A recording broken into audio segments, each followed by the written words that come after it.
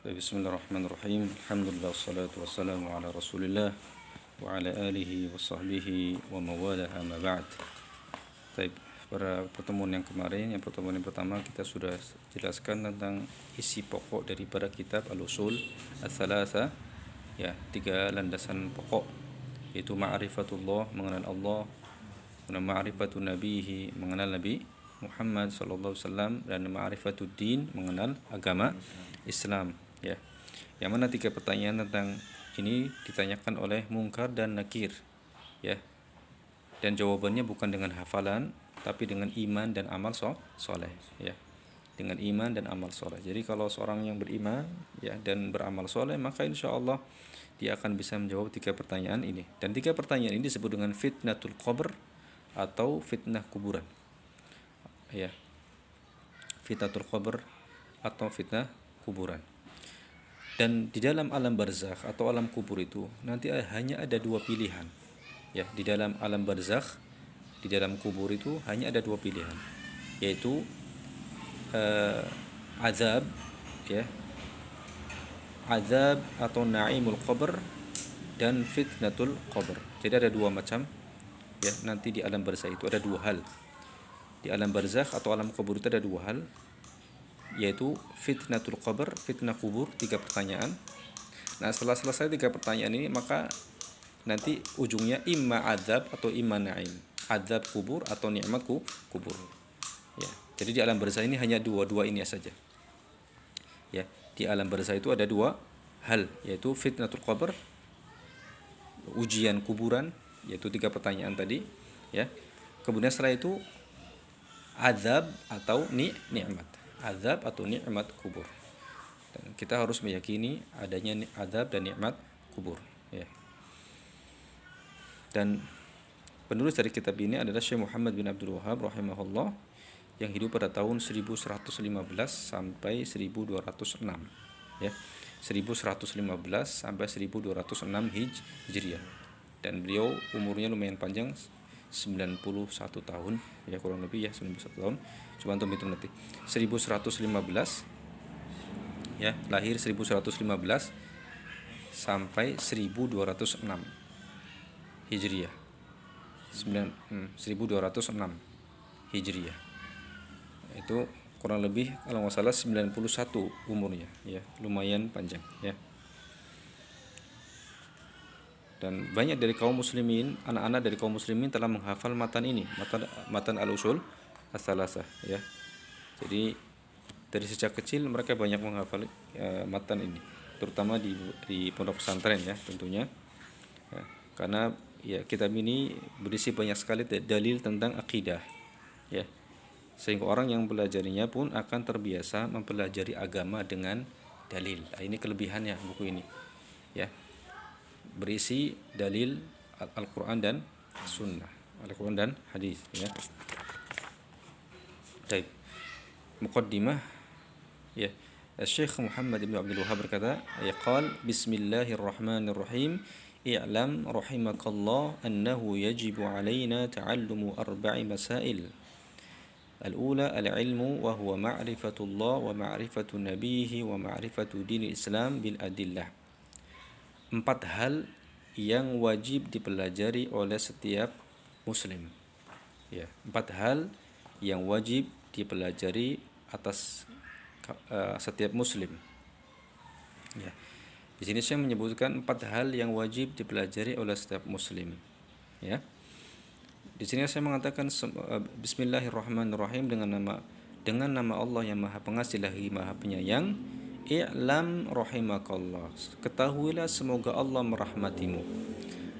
I'lam rahimakallah, di sini adalah doa, Azam. I'lam rahimakallah, ketahuilah semoga Allah merahmatimu. Ini adalah kebiasaannya para ulama, senantiasa mendoakan muridnya dengan doa rahmat. Doa rahmat itu artinya ghafarallahu laka ma madha min adz-dzunub wa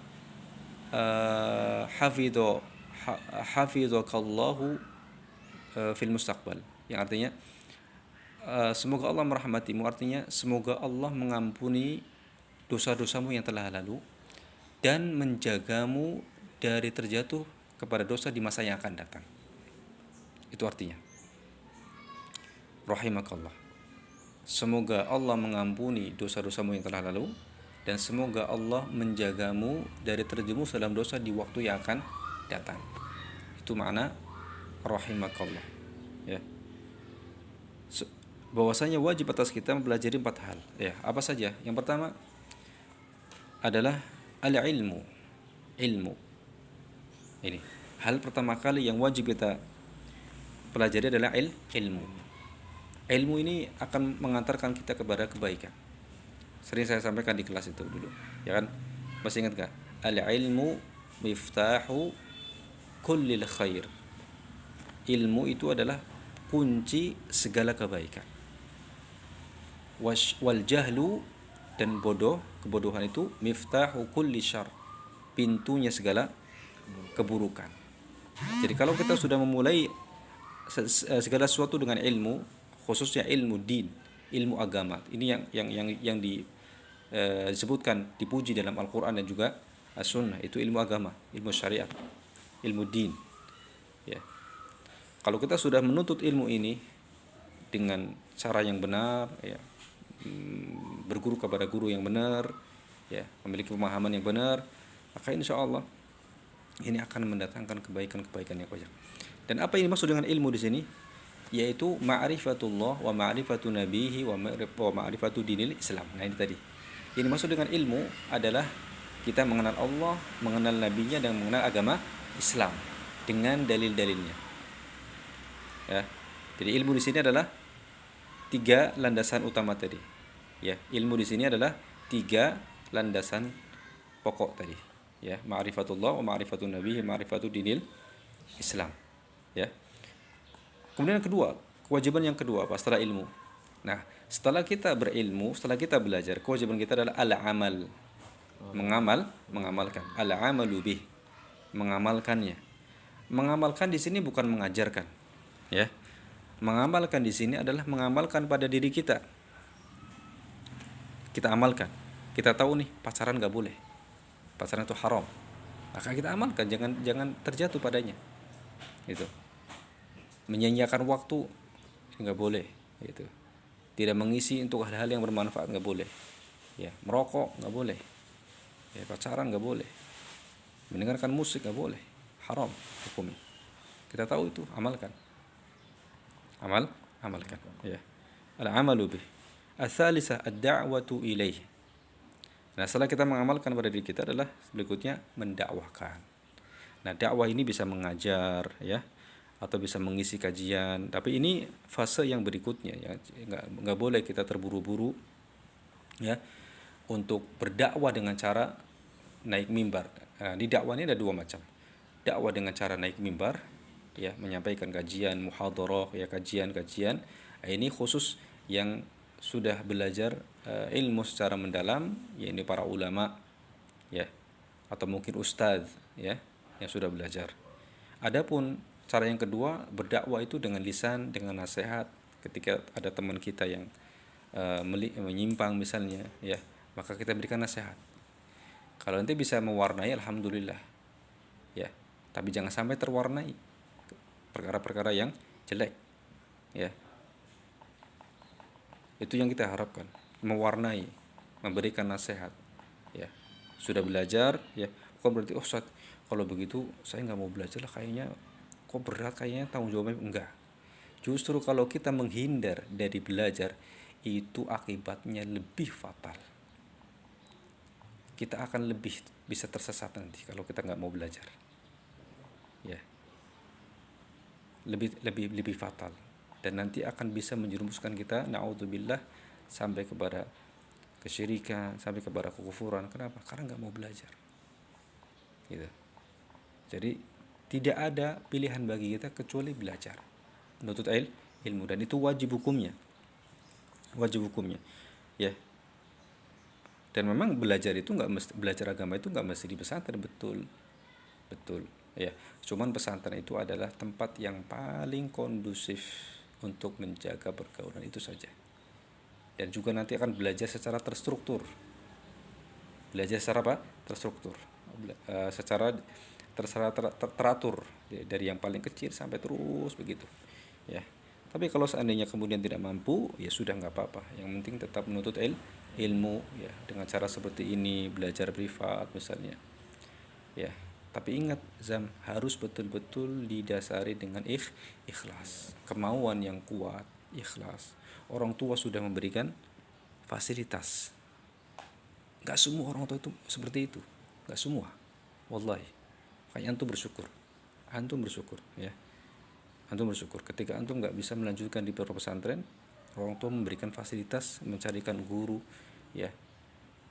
Itu kesyukuran yang harus disyukuri, nikmat yang sangat besar, ya. Maka bagaimana cara bersyukur? Ya, berbakti kepada orang tua, ya, apalagi seorang ibu, ya. Ya, bapaknya juga, bapak antum juga sama, mencari nafkah. Sama-sama harus dihormati, sama-sama harus dipatuhi. Bahagiakan mereka dengan sungguh-sungguh dalam belajar. Wallahi, itu nanti pegang kata-kata Ustaz, kalau antum istiqomah menuntut ilmu, ya, insya Allah nanti antum akan mendapatkan kebaikan-kebaikan. Wallahi, lezatnya iman, ladzatul iman, halawatul iman, manisnya iman, itu nanti antum akan dapatkan ketika dikumandangkan adzan Allahu Akbar, Allahu Akbar, atau bahkan sebelum dikumandangkan adzan, melihat ini jam berapa, apakah sudah masuk waktu sholat. Itu akan diperhatikan betul-betul, ya, menjaga sholatnya, ya, dan seterusnya. Jadi dakwah ini ada dua macam. Dakwah dengan nasihat, ya, ketika kita melihat ada sesuatu yang tidak sesuai, ya, dari teman kita atau dari keluarga kita sampaikan. Atau dengan akhlak kita, dengan adab kita, akhlak kita, itu juga bagian daripada dakwah. Itu bisa dilakukan oleh setiap orang. Dan yang kedua dengan naik mimbar, memberikan ceramah, menyampaikan khutbah Jumat. Ini kekhususan bagi orang-orang yang telah belajar. Tidak semua orang bisa atau diberikan hak itu, ya. Kemudian yang keempat, kewajiban yang keempat, ya, kewajiban yang keempat setelah tadi berdakwah, apa? As-sabru 'alal adzafi. As-sabru 'alal adzafi, yaitu sabar, sabar dengan gangguan. Ya, sabar dengan gangguan ketika berdakwah. Kalau seorang itu sudah mulai berdakwah, maka itu akan ada gangguan nanti. Akan ada apa? Gangguan. Sabar di sini, ya, sabar di dalam menuntut ilmu. Nah, ini. Jadi sabar di sini, sabar dalam menuntut ilmu, sabar dalam mengamalkan ilmu, dan sabar di dalam mendakwahkan ilmu. Ini. Tiga-tiganya di sini, ya. Apa dalil 4 hal ini, Ustaz? Dalilnya adalah firman Allah, Bismillahirrahmanirrahim, wal 'asr innal insana lafi khusr illa alladziina amanu wa 'amilus shalihat wa tawashaw bil haqq wa tawashaw bis sabr. Ya. Demi waktu asar, kata Allah, ya. Sesungguhnya manusia, ya, innal insan, kebanyakan manusia. Sini menggunakan alif lam.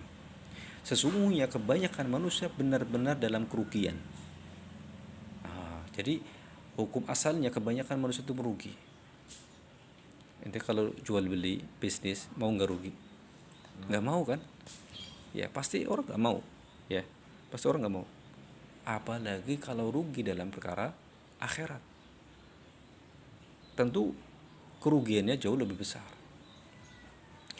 Saya jual madu, misalnya saya beli 70.000, kemudian saya jual 60.000, nggak mungkin. Saya nggak mau, walaupun hanya rugi 10.000, nggak mau. Ya, apalagi ini kerugian apa? Kerugian akhirat. Yang mana wal akhiratu khairu wa abqa.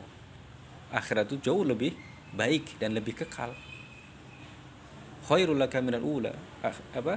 Bahwasanya wal akhiratu khairul laka minal ula. Dan benar-benar akhirat itu adalah lebih baik bagimu daripada al-ula, yaitu dunia. Maka bagaimana agar kita tidak merugi? Kata Allah, illal ladzina amanu, kecuali orang-orang yang beriman. Nah, iman ini munculnya dari mana? Ilmu. Enggak mungkin muncul iman, enggak mungkin muncul rasa takut kepada Allah, enggak mungkin muncul rasa berharap dengan ampunan Allah, enggak mungkin muncul rasa berharap untuk masuk surga Allah, ya. Enggak mungkin muncul rasa takut untuk menzalimi orang lain, durhaka kepada orang tua, gak mungkin itu semua muncul kecuali dengan ilmu. Jadi ilmu ini pintu awal. Makanya syaitan itu berusaha untuk menghalangi kita menuntut ilmu, Ustaz. Ya, menghalangi ente untuk belajar di pesantren, ya. Ya sudah nggak apa-apa lah, ya. Taruhlah ente nggak mampu misalnya, ada alasan nggak mampu. Ya sebetulnya nggak, yang melihat mampu atau tidak itu bukan ente sebetulnya. Kita, guru juga bisa melihat. Sebetulnya ente mampu sebetulnya. Ya, cuman itu tadi sering melanggar.